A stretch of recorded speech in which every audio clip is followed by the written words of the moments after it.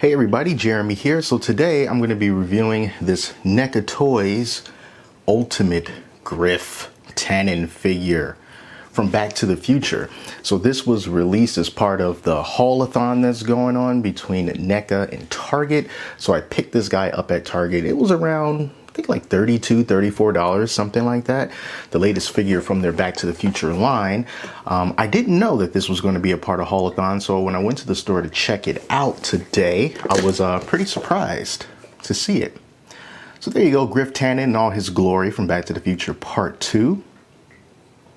And this was definitely a figure that I was not expecting, but really anticipating, because, you know, I love Back to the Future. All right, so let's open it up, take a good look at him. So real quick, I want to tell you guys about Haulathon, just in case you haven't heard of it, since I did mention it at the beginning of the video without context. So Haulathon is this event that's being put on by NECA and Target.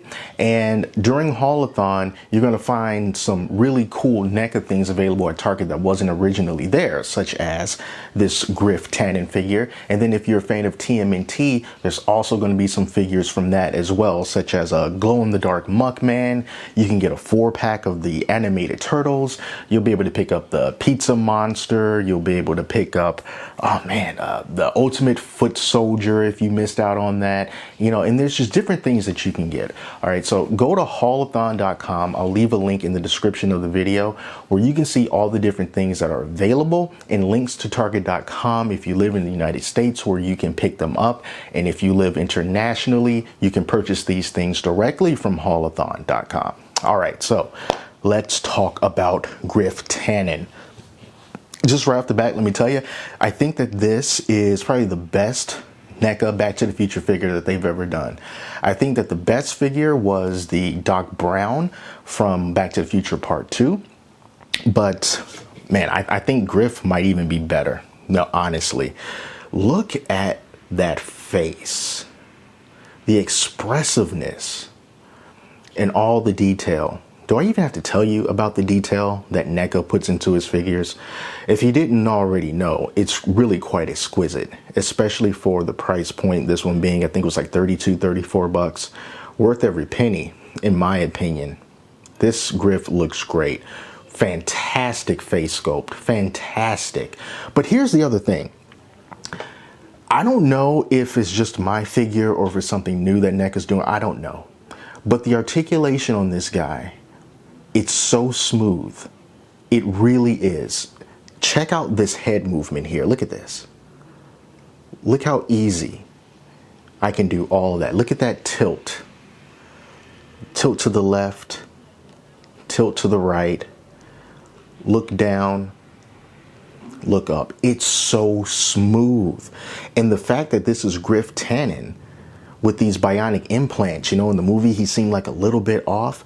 Being able to like do stuff like this with him, it just makes a lot more sense, you know, because he's already kind of, you know, so him having kind of untraditional ticks and stuff, it really works for this guy. But like I said, the articulation is just so smooth, and you probably already saw when I was moving him around. Look at the way that the waist moves, how easily the waist can move. Moving it back like that, moving it forward, left and right. I don't have to fight with this at all. I didn't have to warm it up. I didn't have to apply any heat. It's just the way that it is. And like I said, I don't know if it's this figure or if this is just something new, but NECA, if this is something new, please keep doing it. It's really quite great.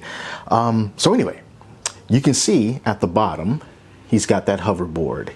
He's got the Pit Bull hoverboard, which is just a really awesome accessory to have. And then he also has this extended baseball bat that has Kirk Gibson Jr. Slugger 2000 on it. This bat does not extend in or out. This is just how it is, so you know it doesn't collapse or anything. But let me just show you these accessories real quick. So the Pit Bull hoverboard. So here's a closer look at the Pit Bull hoverboard. Really cool, really nice. And here's the thing, I like how NECA designed this hoverboard compared to the one that came with Marty McFly in Back to the Future Part 2, the Marty McFly that they released for that movie. And I'll show you why this one is better. So the way that NECA designed this particular hoverboard, you see like this little piece right here, this little rectangular piece looks like a Lego brick. This was already attached to the hoverboard. Like it was already in there good.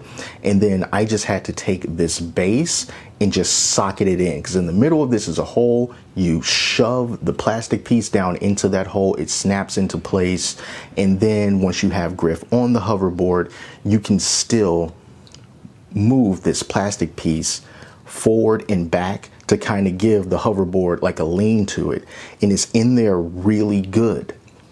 And I like that a lot better than the previous hoverboard that they had, which I've always had problems with, because this little piece right here, this one was basically like a Lego brick, like I said, except it was poorly done because the clutch power was really lacking. So what you had to do is you had to take this and you had to plug it into the bottom of the hoverboard. Only problem is it didn't stay in all that good. And then as far as, sorry Griff, as far as this little ball right here, you would put this in, and then you see how easy that just came apart? So that was a big problem. If this piece right here was actually fixed to the hoverboard instead of just being separate, you wouldn't have so many problems with it. But I've always had problems with this. And then I also had problems getting Marty onto the hoverboard because for some reason the hole in his foot would not go down into the, looks like that piece fell off. Here it is. His foot would never really go down into this. It would always come up. So I've always had problems with him falling down and everything, but this hoverboard is just miles better. And like I showed you in the close-up, really nice design on here. You got the Pitbull logo, you know, you got the little parts right here where the other hoverboard people can, you know, jack in and attach. Really nice accessory here. The other accessory that he comes with is going to be this alternative head here, but I prefer the one that he comes with the spiked helmet because, you know, that's how we know Griff Tannen. But this one could make for a decent alternative head for Biff Tannen from Back to the Future Part 1. So if you have that figure and you want another head for him, you can use this one because it's a really good likeness, looks just like him. You can use it for that. So I'm just going to leave this one on here. Now let's go over some of the other articulation that this guy has. I already showed you how smooth the head motion is. That's probably like my favorite piece of articulation from this figure. I love how smooth that is. Love how smooth that is. So let's check out the arms. So this is how far wide you can get the arms like that. You got a nice elbow bend right there. Doesn't go all the way across the chest. Wish that it did, but we can't have everything. Check out this other arm. It does the same thing. I do like the detail on the back of the gloves that Griff has. I also like this other, I'm not sure even what this is, this thing that's on his wrist, or another bionic implant. That has really nice detail on it. I love that. I showed you the articulation in the waist, which is just so smooth. I mean, look how you can just rock that waist, you know. And so if you can manage to, you know, get both hands around that baseball bat. I wasn't able to do it, but if you can do it, you can definitely use this articulation to kind of move him back like this and kind of get that batter up stance for sure. Let's take a look at the legs here. Not that you need crazy leg articulation with the Griff Tannen, but this is how far wide they can go, which is really good. The knees are not as smooth as the rest of the body. You know, they are that classic NECA stiffness, but you know, it's not crazy knee articulation. You know, they're not like, you know, super double jointed knees or nothing like that, you know. So you get what you get. At the toe, there's no toe articulation up and down, but you can rock it back and forth, and there is a pivot, and you can move the upper thigh left and right like that. A little bit of a weird thing right out of the box. One of his feet was kind of facing in a weird direction, so I had to kind of, you know, work with that a little bit so that his feet could be straight, but it wasn't a problem since I was able to correct it and fix it. Love the rhinoceros horn on the bottom of his shoes. Nice detail there. Got the strap and the buckle, the black presumably leather. It just looks really good. Texture on the pants as well. You got this metal bit going down the middle.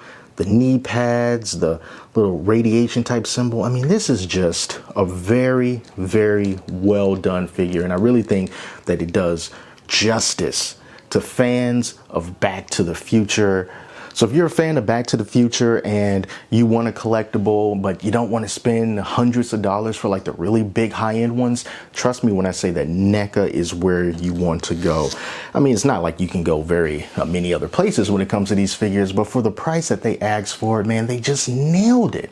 This guy looks really, really, really good, and it has the smoothness of their articulation is just so great, and I really wish that their figures in the future would be just as smooth. That would just be amazing, game changing. Would absolutely love it. But yes, add this guy to your Back to the Future collection as part of the Target Haulathon. He's still going to be around after the Haulathon. These figures for Back to the Future tend not to fly off the shelves, but if you want to get a better chance of getting one without having to be too stressed about it, just head out to your closest Target and not only check the collectibles section, but also walk up and down the different toy aisles, because sometimes, you know, that's where I found them. They weren't in the regular collectibles section. They just made a little spot in one like random toy aisle. So don't fret, go down every toy aisle that you can, look left, look right, and then in a little spot, you'll probably see them there. So best of luck to you, but trust me, you're gonna love this figure. Thanks so much for watching. Until next time, I'm Jeremy, and I'll talk to you later.